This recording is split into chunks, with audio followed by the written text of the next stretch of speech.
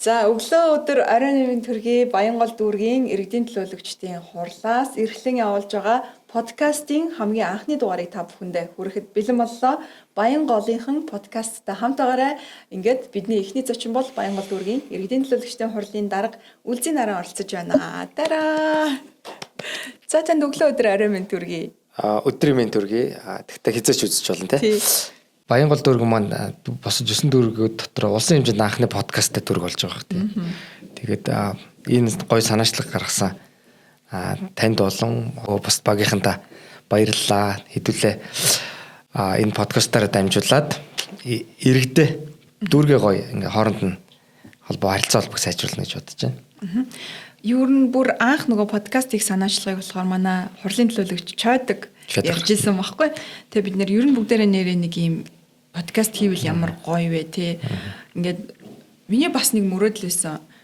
Яг телевизийн ярилцлагаас илүүтэйгээр яг юм гоё чөлөөтэй подкаст хийж үзэх юмсан гэсэн бодолтой байсан байхгүй. Тэгээ тэр маань өнөөдөр бас биелж байна. Та бас ер нь өнөөдөр Баянголынхандаа зориулаад ер нь яагаад бид нэр энэ подкастыг хийх хэрэгцээ шаардлага үүссэн бэ гэдэг талаар товчхон нэг бас тайлбар өгөөч.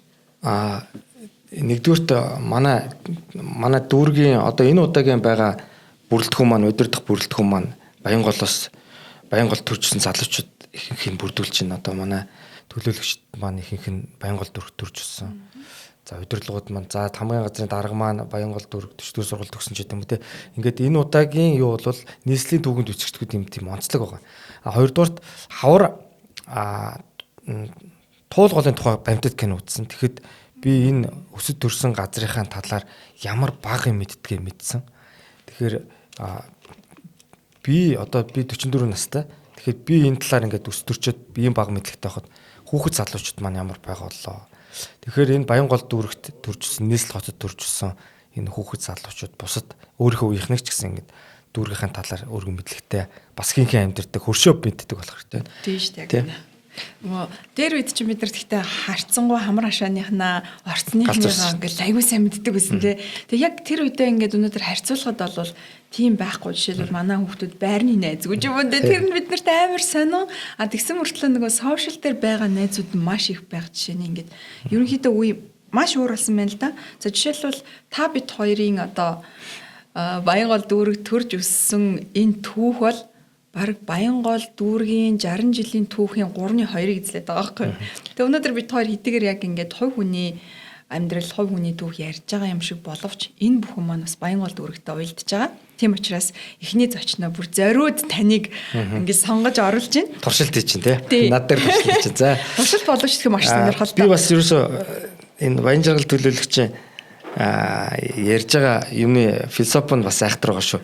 Бид хоёр Баянгол дүүргийн түүхийн 43/2-ыг мэддэм байна гэдгсэн чинь нэр энэ жил 60 жилээ тохиолж байгаа. Дүүргийн киног хийх гээд номыг хийх гээд ингэ явж хахад Лүндэ жанцгойгоор ярьсан. Лүндэ жанцгойгоо яагаад оруулсан бэ гэхээр төр төрөлцсөн улсын хурлын дарга байсны үед биш.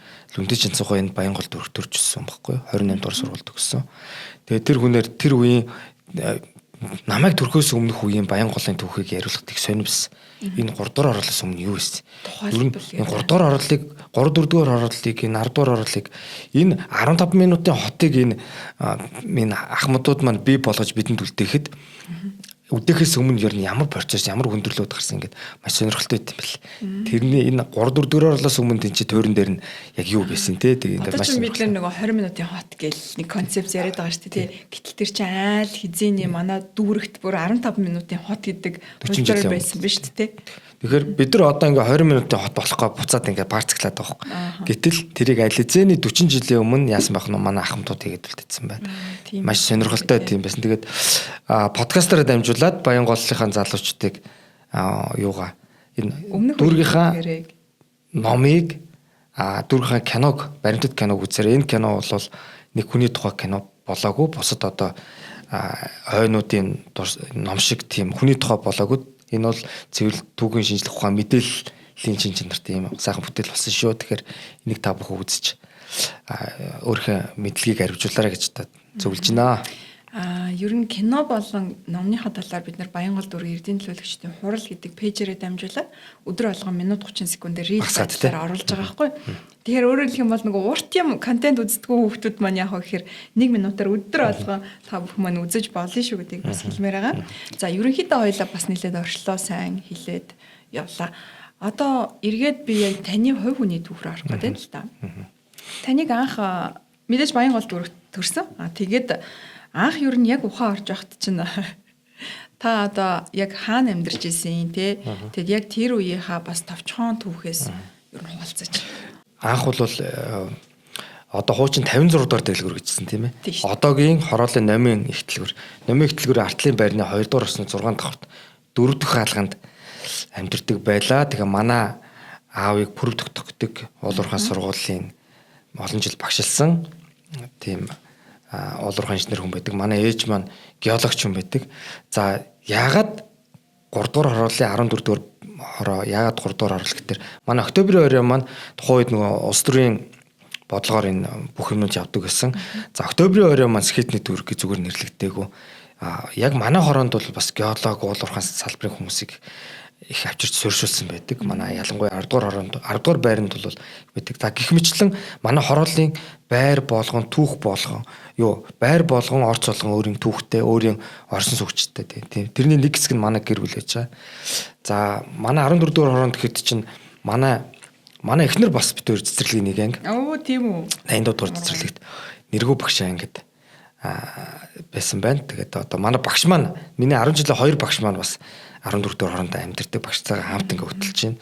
Манай нэргүү багш маань 11 дугаар байранд, оюун бэлэг багш маань 13 А байранд байдаг. Тэгээд их нартайгаа анх цэцэрлэгт танилцаад 10 төгслөө хамт сураад тэгээд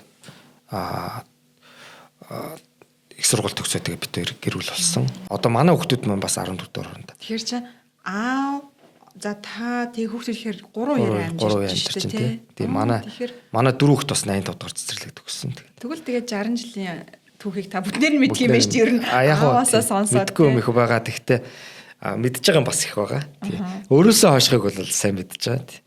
Тэгээд манайх бас дандаа нөгөө 56 дугаар дэлгүүр хойно байгаагүй.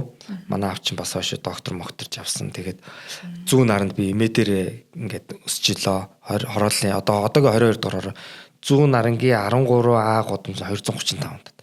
За манайх буцаад ирээд бичил хорооллоо 21 дугаар байранд орсон гэл ингээд яаж нүүсэн Баянгол дүүрээс гардггүй тий. Баянгол дүүрсэн юм тойргоос гардггүй юм сонио амьдралтай. Тэр чинь төлөвсөн гудамжны наан цаана амьдардаг байсан юм шүү дээ. Манайх чинь зүүн нарангийн 1.10 70-гийн урталт тий. 1.17 тий 13 дугаар сургуульд явдаг. Тэгээ ингээ бас яг нүүсэн ч гэсэн яг хүнсний захын хажуугийн 55 дугаар байр. Тэгэл ерөөсөө соотын байр гэд ерөөсөө л ингээд бас тойрог дотроо яваад байдаг байхгүй. Тэгээ одоо ч ихсэн яадаг штэ.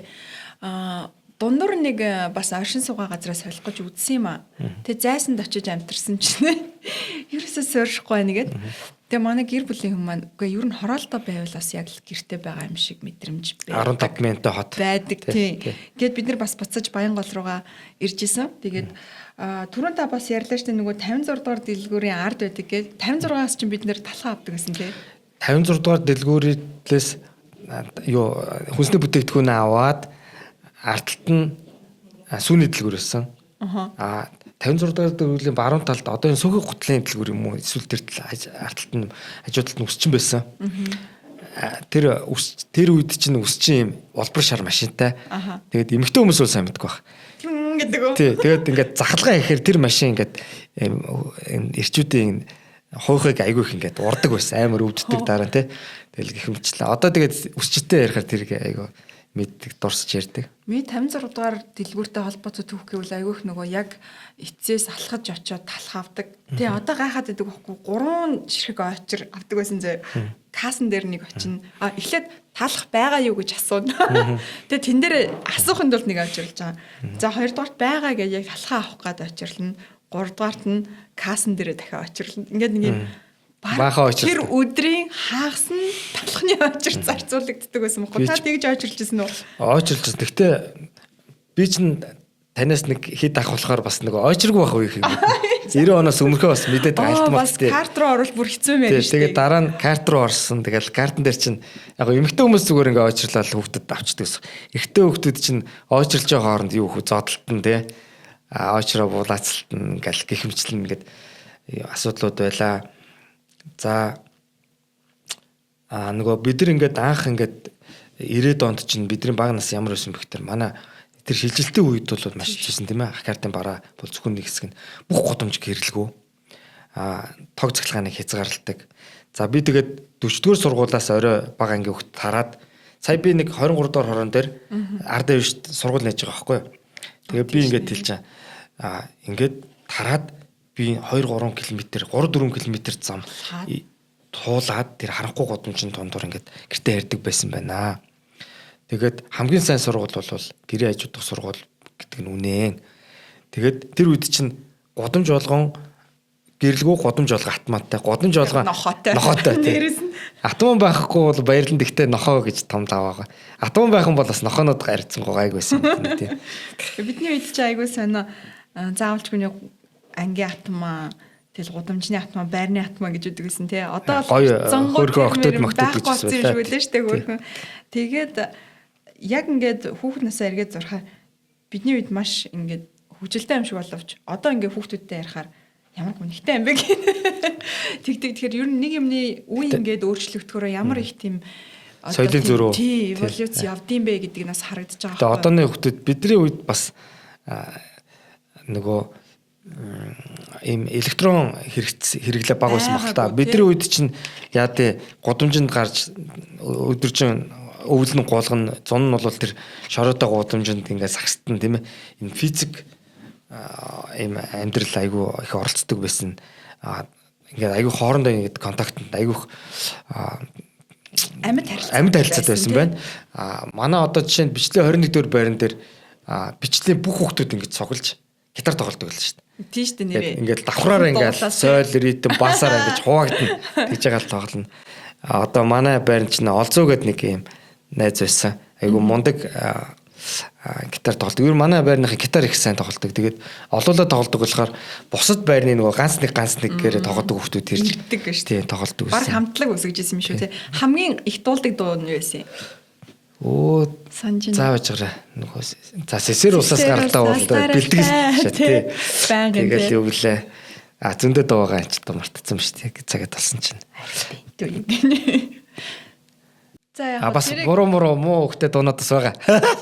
Тэр нөгөө нэг голын эргээр зугаалаад мугаалаад гэдэг. Бас нэг харсаар нэг нөө шонгийн модны доор мор чинь тэр үед л айгүй дэлгэржсэн бах тий. Тэгээд энэ нөгөө 70 80-аад оны нөгөө ах нарын зохиосон дуунуудыг бид нар уламжилт аяг болдог гэсэн тийм. Харт үгтэй байраа. Тий. Голын эргээр л гэж санаанд ороод шүү тэр бас. Тэр дууг мэдгүй. Үгүй харин би голын эргээр ямар зугаалаад мугаалаад гэдэг юм хөхтэй байгаа. За дараа сурна. Түрүү хэлчихсэн ч та нөгөө 28 дугаар сургуульд сурж исэн гэдэг. Тэгээ нөгөө танай сургуулийн чинь чулуун үлэгдгээр алдартай байсан шүү дээ. Гэж чигдэр бас 28 дахь сургуулийн байрны дотор сурдаг 40 дэх сургууль өгсөн. Яг энийг асуух жаахгүй. Та 40 дэх сургуулиас мөртлөө 28 дахь сургууль дээр ингэж сурж исэн тий. За жишээл манай хүү одоо ингээд оюуны ундраа мөртлөө русский дээр очиж сурдаг байхгүй юу? Тэгэхээр бидний үед ч ихсэн юм багталцааг асуудал байсан юм биш үү? Байсан. Тэр яг одоо нэг үсч. Одоо яг манай Баянгол дүүргийн 14 дугаар хорны хүүхдүүд чинь 4-р анги хүртлээ 40-р сургуульд сураад тэгээ бүгдээрээ 96 хүрчилчихсэн. Одоогийн оюуны ундраа сургууль руу. Тэгээд нэг тэр үед бид нар багтахгүй 28 дугаар сургуулийн байрлал орж бага анги хүүхдүүд маань сурдаг байлаа. Тэгэл хичээл тараад буцаад замын хууртал гаргахад буцаж чулуугаар байлт шүү дээ. Харин тэр үед чинь гэмтэж янз бүр болчихдгүй байсан юм уу сонин тий. Бэртгэл байсан л байх та. Тий. Тэгэл яг хөө тэгэл сүрэн төсвөрлөх чадвар сайн байсан гэсэн үг юм уу сайн мэдгүй байна тий. Сургуулаараа хуваагдал 2 замын талаас амар нүүлэгдэх. Хичээлээ тарангуутай тий. Дараа нь ингээ аягүй сонио. Манай чинь 40-р сургуулаас манай 14 дэх хорныхоо 96-аар шилжээ. Буцаад 96-аар та нийлээ 40-ынтайгаа байлтаад замраг юм болно шүү дээ. Оныхон чи харанхуугийнхантай нийлээ. Ийм юу голгодог байсан нөгөө самкатаг бид нар чинь тоглоом бэлэн байсангүй. Дандаа өөртөө хийн. Дандаа өөртөө хийн самкатаг гэдэг модон дээр шарик хийж байгаа л нөгөө канкины чинь уулын доотлын ирийг хуулж аваад банзан дээр нөгөө хатжгаад ингээд чарга болгож болгоно. Тийм. Тэрийг бол бас яг хийдэг гэсэн чинь нөгөө арын бол руу. Манай урд чинь 70 байдаг байсан. Тэгээ бид нар айгүй их нөгөө сургуулаараа гулгадаг байсан байхгүй юу. Гэтэ ер нь одоо яг эргээс харахад таны хамгийн их тоглодог байсан тоглоомод юу юм бэ? Сагс тоглох, гүйдэг маатдаг. Гүйдэг маатдаг баавган чих айгүй тоглодог байсан тийм. Тэгэхэд хичээл тарчаад айгүйх нөгөө уулын өргөл булаацалтаа. Тийм уулын өргөл булаацалтаа гэсэн. 44 сургуулийн юм жижигхэн дадлан байдаг гэсэн урталт. Одоо байгаагүй сайн мэдэхгүй байна. Заал барьна гэдэг гот байгаа юм шиг байгаа. Тэр жижигхэн дадлан дээр чинь бид нар чинь орой хичээлээ тарчаал бэлэн мэлийг шал нойтон болтолно. Харин тийм. Тоглолтог байлаа. Нөгөө сургуулаас гарангуудаа манай хажууд чинь манай цэцэрлэг чинь 76 дугаар цэцэрлэг. Тэгээ хажууд нь 77 тийм манай сургууль байдаг гэсэн байхгүй. Сургуулиасаа гарангуудаа 77 юм уу 76-гийн хашаа руу орж гүдэг матдаг айгүй их тоглодог. Тэгээ тухайн үед бол ингээд цэцэрлэгийн хашаанд чинь бид нар амар олуулаа арзунаал ингээд та нар хөдөг байсан юм уу? Үгүй харин би яг тэрийг танд ярихгүй. Бид нар тэгэхэд ямар ч тийм хөөлт айлт юу ч байхгүй. Тэгээ тоглодогсан. Одоо ингээд цэцэрлэгийн сургуулийн хашаануудыг харахаар тэр бүр тэгж нэг тоглож байгаа. Тэгээ одоо ангаараа тэгж бужигж байгаа юм их ховор байгаа юм шиг санагдав. Энэ юуны коронагийн үеэр чи нөгөө нэг цэцэрлэгийн юг бас энэ цэцэг дарга Сумын шийдвэрээр ингээд нээлттэй болгоод иргэдэг. Одоо тэрийг буцаас эргэх гэсэн баг тий. Бид намайг баг байхад 85 дугаар цэцэрлэг эрхлэгч дугуй дарга гэж байлаа. Тэгээ манай ч юу гэдгсэн. Тэр хоёроос бид нар их айдаг гэсэн. Цэцэрлэгийн хашаараа орж тоглохоор манай ч юу гарч ирэл хөөгөл. Тэгээ дугуй дарга гас дугуй дарга үзчихлээ баг. Дугуй даргаас танаас их айдаг гэсэн шүү. Тэгээ нэр цэцэрлэгийн хашаа гэснээс манай ангийн асарч өгс нэг юм шар багш байсан. Тэгээд амар чимхэн. Яа тэгэл бараг л ирүүс шиг л харин штэ. Ер нь тэгт тэр үед одоо нөгөө хүүхдүүдийг бас нэг ганц нэг алганы амт үзүүлчин чимэгчин укаскар толгоо молгороо зөгчин тийм үе байсан те. Тий. Яг хөө нэг очиргоо гаараа хүлэн хугалцдаг л байсан л баг л та. Одооны хүүхдүүдийг тэгвэл яах вэ? Тэгвэл ээж аав нь орлоно гэл. Тийм. Гэхдээ яг сайн мэдгүй нэг муудсан юм бол байхгүй. Гэхдээ бас одоогийн нөгөө ингээд нийгмийн дэлхийн чиг хандлага, хүн төрөлхтний чиг хандлага гэдэг юм бол бас тийм зөв үйлдэл биш бах. Хүүхдүүдтэйгээ бас ивэр ярих хэрэгтэй байгаа. Гэхдээ бид нар бол хөрсөн өсөөгөө бид нар нүүдэлчд бидний цусаар нэг нүүдэлчин цус уусч байгаа учраас бас хаяа нэг ээжийн шанаг аавын тэлээ эдэргээд нэг тийм хэрэг болж магадгүй санагдчих нэг. Цэцэрлэгийн хашаа гэхээр бас танд юу ямар дурсамж өгдөг вэ? Миний саягийн таны ярангууд яачлаач нөгөө. Нэг хэсэг цэцэрлэгийн хашаа болгоно нэг юм нөгөө газын ундаа, цуугийн ундаа, инторын ундаа тий. Тэрнээс та юу нэг буудаг байсан уу? За тэр чинь нэг 90-ад он гараад байсан ба. Тэрнээс өмнө чи социализм үед годомж болгон чинь таксонтой. Бүхэгтэй уцсны бүхэгтэй тий. Тэр орж ярддаг. За орж яар мөнгөөр зоосон мөнгө хэрэгэлдэг байсан. За годомж болгонд юу байсан? Хийжүүлэгч ингээд автомат машин авдаг байсан шүү дээ. Тэгээ өөрөө бас аяга угачдаг тий. Аяга угаад. Гэтэ тэр сайн угаадаг байсан юм болоо. Кавас байсан. Кавасаас айгүйх нэг юм. Тэр кавас их гоё амттай байдаг гэсэн юм аа. Одоо ерөөсөө тэр амт байхгүй бас ингээд. Тийм амт хайгаалаа. Хайгаад идэг шүү дээ. Тэгээд нэг аав уралж магадгүй ихтэй ярьч. Аав ингээд их сургуулийн багш нарыг манай гоос гэж ярьж болох байхаа. Тухайн үеийн шүтээсэн багш нар манад айгүй хэрдэг байсан. Тэгээд пиаво манай гэрт. Тэгээд тэр үеийн тэр апугийн пианод юм том хөөстэй. Энэ сурчлагаа болчих үү дээ. Тэгээд зөвхөн түүх ярьж байгаа шүү. Тэр том хөөстэй мөртлөө үнэр нь их гоё амт үнэртэй байсан. Одоо би ерөөсөө тийм үнэртэй тийм шар хайрыг олдохгүйгаа нэг одоо энэ технологи нүүрээс юм болов уу? Өөрөөс мах тэгтээ жоохон натурал байсан юм болов. Одоо бол ингээд айгүй тийм юм баг энэ самгийн өс шиг юм. Тийм шүү дээ. Жижигхэн боржор өстэй байгаа тий. Тэр үе чи юм цардуул өндөртэй байсан юм болов. Их том өстэй. Гоё өнөртэй байдаг. Самгийн гол үнэр нь их гоё байсан. Гэт ялтчгүй эргээд ингээд бодохоор хүүхэд нас тий өсвөр үе ингээд бодохоор хамгийн гоё дурсамжууд хамгийн гоё гэгээлэг бүхэн ингэж бодогддаг. Тэгээ та сая нэгэн даавыгаа бас дурслаа. Ерөнхийдөө бидний ахуй ямар байсан талаар ярьлаа. Бага насны чинь хамгийн гоё эргээд бодоход хамгийн хайлайттай гэх юм уу? Тэр үе нь байдаг вэ? Магадгүй ээж автад нь холбоотой хамгийн гоё дурсамж байдаг вэ? Нэг дурсий тий ойлаа. Аавыг их сандаг байсан юм шиг юм аа. Нөгөө аав хойшоо сургуулж авцсан тий. Тэгээд ирэхээр амралтаараа ингээд л ирэхээр шүн унтахгүй. Өглөө аав ирсэн аавыг ирэхийг ингээд хурдан унтмаар санагдаад хүлээж чадахгүй тий. Унтаж чадахгүй тэгээд тэр байсан. Тэгээд бас одоо яг хоо миний хүүхэд насны нэг дурсамжуудын нэг гоё хэсэг нь бол манай гэр бүлийн өмлөө гэж боддог. Надад цэцэрлэгт байхаас л таалагддаг гэсэн. Тэр үед чи одооны хүүхдүүд чи крашлдаг гэсэн шүү дээ. Одооны хараад. Тийм тэгэл нөгөө ямар одооны хүүхдүүд чинь баг миний цэцэрлэгийн хайр мэрг ярьцдаг болсон юм биш үү? Тэр үед чинь тийм байх. Манай эхнэр чинь энэ чинь нэг юм өвөтэй. Ингээд тэр өвөг ингээд улаан уцаар орочдөг гэсэн тийм бид нар янз бүрийн тийм төрхлөг мөрхлөг байдаг гэсэн тийм. Тэгээ ингээд энэ чинь нэг улаан уцтай тийм охин мэдгэсэн. Тэгээ нэг эхнэртэй нэг амар цэцэрлэг тогтоо нэг амар гүтгүүлжсэн юм яас гэсэн чинь нэг орой ингээд тараад явжсэн чинь эхнэр элсэн дээр тоглож байгаа цэцэрлэгийн хашаанд. Тухайн үед бол эхнэр биш шүү дээ. Тийм манай ингээ охин. Тэгээд нөгөө манай караш охин маань ингээд ийм шотоо ингээд улаан палаж өмсдөг гэсэн. Тэрнийхээ бүсийг ингээд цэцэрлэгийн торон хашаанд ингээд сүлжээ төрчихсөн. Тэрийг авчаад гэртээ хадгалж хагаад маргааш нь авч гисэн чинь хулгайчаараа бадарчлаа тэгэл гих мэтлээ.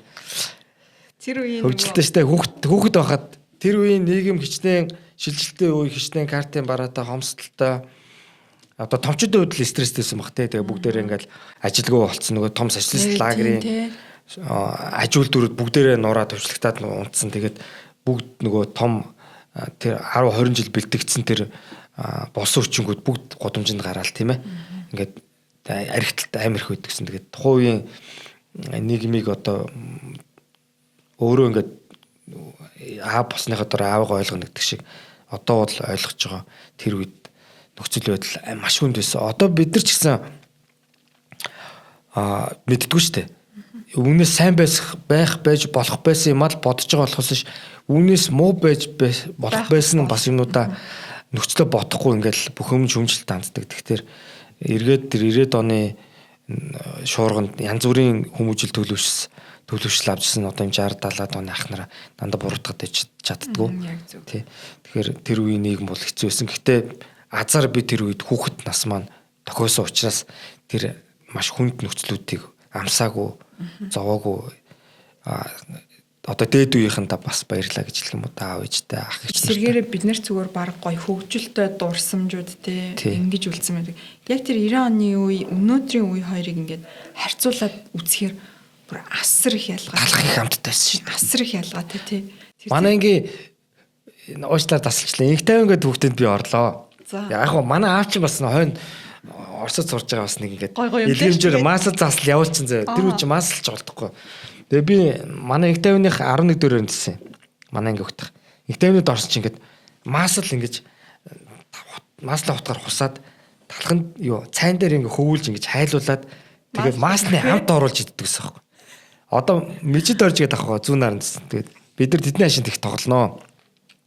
Хамгийн баг дунд даваа гэдэг ингээ багада аркеттэй болоод тэрийг аркетнаас нь гарах гээд бид нар зунжангаа тэдний хашинд л элсэн дээр тоглож аав нь ингээд барилгын нөгөө материал зүйдэг юм ах байсан савсмалтай хаяа руу гээд тэгээд тэдэд нэг орсон чинь тэгж гин нөгөө даваа гарч ирсэн нөгөө манай тэр хуур ахаас мэжид орж гээд ахаас аха би ахад нэг талхагдчихил та гэдэг ч аахгүй нэг зүсэн талхагдчихил та гэж аахгүй нөхцөл байдал тийм хүнд байсан шүү дээ тэгээд тэгэнгүүт нөгөө манай ах ингээл намайг харснаа нэрлэхэл дүүгээ цатаад итээчтэй тэгээд хүчний амьдрал хэцүү байсан гэсэн бас манай монголчуудад одоо хүртэл байдаг шүү дээ бид нар ингээ нэрлэх үү гэж зан тий тэгэл миний дэргэд талах асуулаа зүсэм талахгүй лээ гэдэг одоо наахад дараа нь олзгараас баларх талхан дээр чи нөгөө тэгэд маслаа тавиад элсэн сахарын амир балер зузаан тавьж ирсэн хар цайгаа тэр нь дусаага тэгээ иддэг байсан. Тэр үед нэг ийм амар амттай л иддэг байсан. Тэр үед нэг ийм хошин шиг гарч зохиомжч гэх юм уу. Нэг одоо нэг 2010 оны 10 онд 90-ад оны тухай ингээд дурсаж байгаа тийм төсөөлөл авахгүй. Тэгэл тэр сонирн байна. Тэр нэг картын бараага ингээд шокололтой та нар тэгж амьдэрдэг байсан юм гээд. Тэгээ тэр бол яг одоо нэг тэр яг сонир тэр төсөөлсөн хүн ихсэн Монголыг бас их гоё болно гэж төсөөлжсэн байгаа байхгүй. Тэг хүүхдүүд нь амьдралын хүнд хүчрийг ойлгохгүй хэмжээнд очино гэдэг нэг тэрийг л гаргаж ирсэн юм л гэж би боддоо шүү дээ. Одоо тийм байх тий. Ер нь бол бас тэр үед чинь битгүй яг одоо ингээд ботход яаж амьдэрж ийсэн болоо гэмээр тийм дурсамжууд байдаг л да. Тэгээд жишээлбэл манай сурвалж бид нар чинь нөгөө одоо энэ хүүхдүүд чинь бол төрөөл шууд цахимдаа харилцаж байгаа тийм шүү. Бараг шууд босоод л ерөөсөө гар утас те хаашаа чарсан гар утас. Идеал амьдрал болцсон тийм болсон. Их чинь бид нар чинь 9-р ангид баг 8-р ангид болоо хамгийн анх мэдээлэл зүйн хичээл гэж ороод нөгөө амар том Pentium компьютер дээр хүрэхээр багш гар зөгөөд идэгсэн юм. Floppy diskтэй. Тий. Гэл юм гарч ирэл бүр шок баг. Гарын алах шиг. Тийм байдаг байлаа. Тэгээд мэдээ залуучууд маань бит хоёрын яриаг бас сонсож байгаа тийм. Бид нар бол харьцангуй юм контрасттай юм шилжилтийн үеийг үзсэн. За манай хүмүүс бол угаасаа л гоё анханасаа бүх юм гоё байсан. За тэрийгэ бүр романтикаар төсөөлөд бүр илүү гоёор тийм ийм байх ёстой гэдэг шаардлага тавьдаг л та. Яг ийм бодолтой магадгүй та хүүдээ охиндоо юу гэж хэлмээр байдаг вэ? Яг хоо би бас тий нэг би аав дэх байралтай. Яг тэгвэл манай аав зөвхөн аав хотод өсгөөгүй. Гадаадад дотоодод ахад дээрс нь хөдөөнд би зундаа хөдөө Завхан аймгийн цагаан хайрхан сум хөсгөлийн цагаан үржтэй юм уу ингээд хөдөө ах амьдрал руу очиж амьдэрдэг. Гэр орноос хоол ингээд байсан. Тэгээд энэ маань нэг талтаа ингээд Монгол ахуйн талаар өргөн мэдлэгтэй болох юм боломжийг олгосон. Тэгээд би хүүхдүүдтэйгээ бас тийм байлгахыг хичээдэг. Тэгвэл миний хүүхдийн оршиж байгаа орчин ирээдүйд амьдрах орчин бол Баянгол дүүргийн босод хүүхдүүд зөвхөн Баянгол дүүргээрээ зарлах босод дүүргийн одоогийн Монголын залуучууд. Тэгэхээр би бүгдэнд нь хамтд нь ингэж яг тэгвэл миний хүүхдэд амьдрах орчин учраас би бүх хүүхдэд анхаарах шаардлагатай гэж боддог. Тэгээд манай том хүүгийн анги ээж аваад айгу мундаг ээж аваад байсан. Хүүхдүүдээ бүгдэнд нь анхаардаг тийм ээжүүд. Сая 12 дугаар анги төгсөх хүртэл нь бүгд ингэж анхаарсан. Тэгээд Монголын бүх ээж аваад тийм байгаасаа гэж боддог. Зөвхөн хүүхдтэй биш. Хүүхдийнхээ ангийн хүүхдүүд анхаараас. Ягаад гэвэл Шварценеггерээс нэг алдарт бодвилдэг чинь Шварценеггер мужийн амбан захирагч байхад нь та яагаад цагаачтай хүүхдүүдэд ингээд үнгүй босрол эзэмшүүлээд татвар төлөгчтэй өрнөхөр үнгүй босрол эзэмшүүлээд байгаа юм гэсэн чинь Шварценеггер яриасан.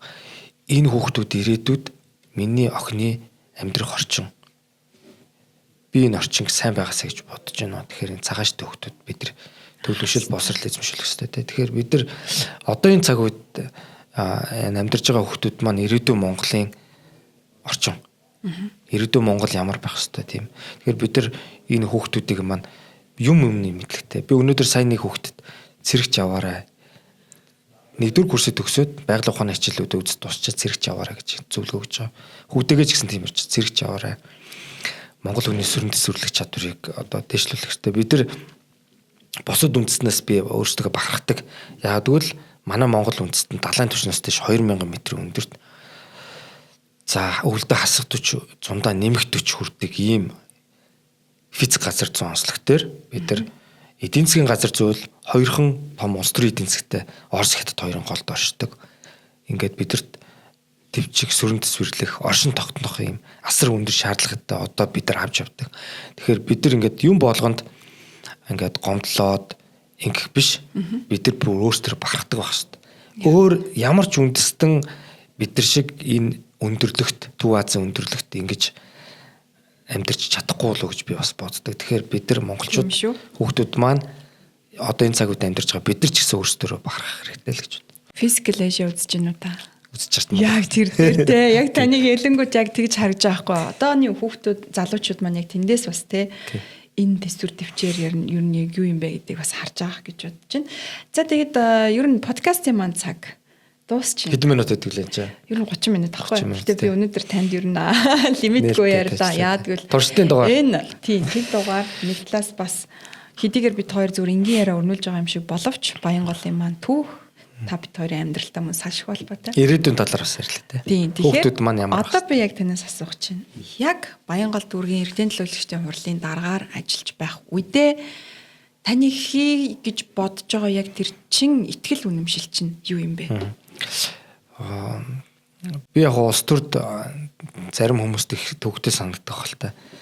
Зайсанд амьдардаг хүмүүс бидний сонгож явуулаарай гэх. Тэгээд би энэ өөрхөн төрчихсөн газараа амьдарч байгаа энэ төлөөлөгчд маань бас төрчихсөн газараа амьдарч байгаа нэг зөв юм нь өглөө болгон сэрэгтэй иргэдтэйгээ хамт нэг ижил агаараар амьсгаж нэг ижил хогтой бол хогтой, хоггүй бол хоггүй гудамжаар халахдаг. Орой эрэхтэй бас яг ижилхэн. Тэгээд иргэдтэйгээ зовлон ихтэй байдаг. Тийм болохоор тэрийг ингээ хамттаад ингэж даван туулдаг юм болоо гэж би боддог. Биднийг 2016 онд би анх төлөөлөгч болжсэн. Тэгэхэд манай хорооны бүх газрыг зарцсан байсан. Газрын 8 ачтад. Тэгээд хүүхдүүд хөгшил нарлах тийм нэг ч газар үлдээг байсан. Бүгдийн чөлөөлөхөд 4 жил зарцуулсан.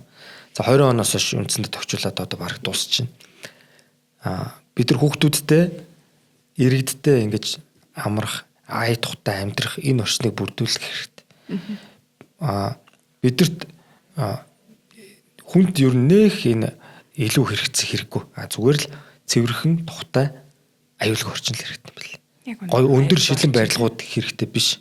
Бөглөрл хэрэгтэй биш. Төвлөрөл хэрэгтэй биш. Бид нар энэ хүүхдүүдэд зөв гой тухтай орчинд, аюулгүй орчинд ингээд яаж амьдрах уу, яаж сурч боловсрох уу гэдэг энэ дээр л анхаарах хэрэгтэй болов уу гэж бодож байгаа. Тэгээд тийм болохоор тухайн орчиндоо, тухайн сумандаа, тухайн хороондоо, тухайн дүүрэгтэй, аймагтаа амьдардаг энэ хүмүүсийг энэ төлөөллийн ардчлалын энэ хэлбэрээр сонгоод өөрсдөө хэлж болгоод дэлгэвэл арай амьдралд ойрхон байдгийг нэг чинь бол Баянгол дүүрэг юм л гэж харж байна. Ер нь бас тийм тий. Тэгээд манай дүүргийн хувьд чинь бас гэр хороолол, орон сууцны хороол ингээд холилдсон их онцлогтой дүүрэг штэ. Тэгээд яг сүүлийн үед бол хүмүүс илүү өөрийнхөө газар дээр амьдрах тий. Яг эндээ оршин суугаад одоо юу гэдэг орлогот нийцсэн орон сууцаар ч юм уу тий ногоон зээлэр ингээд өөрсдийнхөө орчныг илүү гоё болгох боломжтой байна гэдэг талаар их ярьдаг болчих. Тэгэхээр яг манай дүүргийн хувьд бас яг энэ одоо холилдсон орчныг тий айтай гоё сайхан төлөвлөлтүүдийг юу яаж ихээр төлөвлөж байгаа юм бол би бол одоо гэр оролт амьдарч байгаа иргэдтэй нэг юм зөвлөмөр хамгийн баян хүмүүс бол газартай хүмүүс шүү л гэж хэлмээр. Яг үнд. Бид нар иргэдийн газрыг манай Баянгол дүүргийн залуучууд үн цэнтэй болгохын тулд бид нар зам харилцаа тавьж байгаа. Энэ хар зам тавьснараа, асфальт тавьснараа бид нар дэд бүтц хөгжүүлснээрээ тэр айлын нэгдүгürt өмчн өсөж гин, газрын үнэлгээ нь өсөж гин, амьдрах орчин сайжирч гин. Эргээд тэр өрх маань хэрвээ газраа зарлаа гэхэд маш өндөр үнээр зараад за тэрийг худалдаж авсан хүмүүс ч гэсэн ирээд өшөө илүү тогтжуулж гин. Ингээд энэ бол бид нар бол энэ гэр ороолны хөгжил рүү онцгой анхаарч байгаа. Яаж анхаарах вэ гэвэл бид нар дид бүтц дээр нь анхаарч байна. Нийтийн дид бүтц. Бусад юм бол аяндаа өөрсдөө үнцнээ дагаад өсөж байгаа. Тэгэхээр бидний хамгийн гол юм бол сургууль цэцэрлэгийг одоо хүртээмжийг дээшлүүлж байна. Төр яаж ажиллах уу гэдгийг Баянгол дүүргийн залуучууд үзүүлж байна. Дээрээс нь бас таны нөгөө инновацлог гэж дандаа ярьдаг штэ. Ер нь инновацийг бид нэр ер нь амьдралдаа нэвтрүүлэн, дүүргийнхаа ажил нэвтрүүлэн гэж ярьдаг. Яг энэ та юу хэлээд идгийг? Та ч өөрөө бас инженер хүн учраас нэг дотроо бодсон байдаг юм шиг байгаа. Тий. Тэгээ яг хоо манай би ингээд уулуурхын салбартаа ингээд зардлын өсөлтийн талаар айгүй нэлээд шүмжлэлтэй ханддаг. Зардлаа удирдах байхгүй чадахгүй талаар, өртгөө удирдах чадахгүй талаар. Тэгээд би ингээд төрд ороод ирсэн чинь бас энэ яг манай улсын хэмжээний асуудал. Яг ижлэх юм байсан. Яг ижлэх юм байсан. Төсөөдөд дүрс гэсэн. Тэгэхээр бид нар дэвшилтэд технологи оруулж ирээд за жишээ нь одоо бид нар та шатгуун зарцуулдаг машиндаа бид нар сард 300 сая төгрөгийн бензин хамгийн багадаа хийж байгаа тийм ээ. 2 удаа цэнгэлнэ гэж бодох юм бол. Гэтэл бид нар цахилгаан машин хэрэглэснээр сард би 30 сая төгрөгийн цахилгаанаар сар явчихж байгаа байхгүй. Хэдэн үйл ажиллагааны зардлын 10 дахин бууруулсантай. Доороос нь цахилгаан машинтай харьцуулбал бид нар 1000% өндөр зардал төлөд байгаа. 1000%. Цахилгаан машинаас 1000% өндөр зардал. Тэгэхээр үгсүүд энийг л хэлж байгаа. Бид нар дэвшилтэд технологиг үйл ажиллагаанда инновац инвестицийг ингэж хэрэглэснээрээ бид нар зардлаа бууруулна. Энэ зардлаас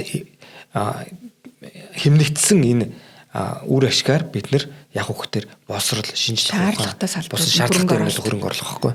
Бид нар хүүхдүүдтэй хөрөнгө оруулах хэрэгтэй. Энэ багш нартай хөрөнгө оруулах хэрэгтэй. Эмч нартай хөрөнгө. Ер нь бол бид нар нэг юм аягүй ойлгох хэрэгтэй. Төр бол ямар үүрэгтэй гэвэл иргэдийнхаа төрөлмөл эрхийг тийм ээ заяагдмал эрхийг бид нар хангах хэрэгтэй. Энэ юу юм гэхээр амж явах, эрүүл байх, хоолтой байх, бос сурч бас өөрийгөө хөгжүүлэх, сөрөн төсвөрлөх амьдрах чадвартай болох гэсэн үг. Сурч боловсрно гэдэг чинь. Энэ эрхүүдээр бид энэ 3 эрхээр бол хангаж үүрэгтэй байдаг. Тэгээд энэ нөхцөл болцоог бий болгохын төлөө энэ эдийн засгийн хэмнэлтүүдийг зориулах хэрэгтэй. Тэгээ маань дүүрэг дээрээ энэ ажлууд ер нь хийж эхэлж гин үү? Магадгүй таны санаачлагаар бас их олон зүйлүүд хийж харагдаж идэг л да. Тэгэхээр яг нөгөө дүүргийн иргэд маань бас онд сонсоогүй байж магадгүй тий. Манай дүүрэг дээр хот нийтийн аж ахуй гэдэг ер нь нийслэлийн хэмжээнд ер нь улсад ч тэр хот нийтийн аж ахуй гэж нь ойлголттой гоё юу гэдэг. Нөгөө гол хог тээвэр одоо гол нийт одоо зардлын баг аль ч салбарт нэг 60% энэ тээврийн салбар эзэлдэг. Тээврийн салбар ахиж 60% шатган эзэлдэг байхгүй. Зардлынх нь. Тэгэхээр эндээс эхлээд бид нар хөрөнгө оруулалт, инновацлог болох цахилгаан тоног төхөөрөмж хэрэглэх. За дээрэс нь бид нар гудамжтал бод иргэдийнхаа цахилгаан тоног төхөөрөмжүүдийг цэнгэлдэг ийм газартай болохгүй мөрийн хөтөлбөр тусгасан. Тэр мөрийн хөтөлбөр хэрэгжүүлэхийн төлөө ингээд бодлого босруулаад ажиллаж байгаа. Энэ удахгүй амьдралд хэрэгжих бах. Цахилгаан утаа гаргадаг машин биш, цахилгаан хэрэглэдэг машин гарах болов гэж бодож байна. Вау. Гой сонсогчд баярлалаа. Тэгэхээр ер нь өнөөдрийн дугаараа хоёлаа үгээр өндөрлөө. Тэгээд үргэлжлүүлээд манай подкаст маань маш олон дугаар явна. Эхний ээлжинд бид нэр 2-7 хоногт нэг дугаар гэж тооцоолж байгаа. Тэгээд эхний зочноор бас Орсон танд талархал илэрхийлээ. Орсондоо баяртай байна.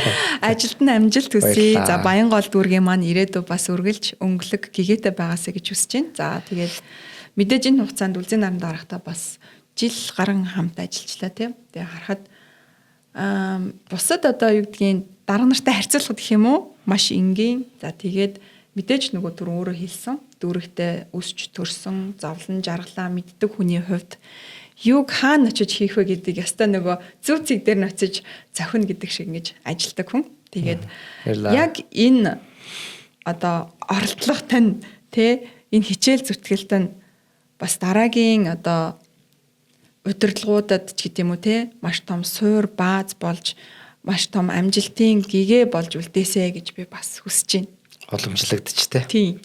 Одоо нэг юм уламжлагдах чинь айгүй чухал байгаа даа. Сайн зүйлийг уламжлах чинь шинжилэл. Яг зөв. Тэгээ бас асуудлыг асуудал бишээ гэд харчвал шийдэл нэг амархан байдаг тий. Тэгэхээр яг энэ зарчмаар ажиллаж байгаа дарга гэж би боддог. Подкасттай маань хамт байсан үзэгч та бүхэнд маш их баярлалаа. Би та бүхэнд 2-7 хоногт одоо нэг сонирхолтой зочин уулзуулна. За мэдээж энэ зочин маань дүүргийнхаа одоо иргэн тэ эсвэл дүүргээсээ түрэн гарсан магадгүй манай дүүрэгтэй холбоотой хин нэгэн магадгүй гадны эргэнч байж болно тий. Тийм учраас та бүхэн бидэнтэй хамт байгаарай. Тэгээ дээрээс нь манайх бас зочин хөтлөгчтэй явна. Зочин хөтлөгчгээр юу гэлж байна вэ гэхээр Баянгол дүүргийн эрдэнэ төлөөлөгчтэй ойрлол чинь 41 төлөөлөгчтэй. За тэгээ 41 төлөөлөгчт маань мэдээж одоо хороогоороо ингээд оролцоод явнаа. Тийм учраас одоо та бүхэндээ илүү сонирхолтой дугаарыг бид хүргэх болно. Дараагийн дугаарын зочин хөтлөгчөө би ерөн зарлчий доо. Манай 10 дугаар хоногоос сонгогдсон төлөөлөгч Төмөн Дэлгэр байх болно. Дараагийн дугаараар ирээ уулзлаа. Тэр баярлалаа. За баярлалаа. Амжилт хүсье.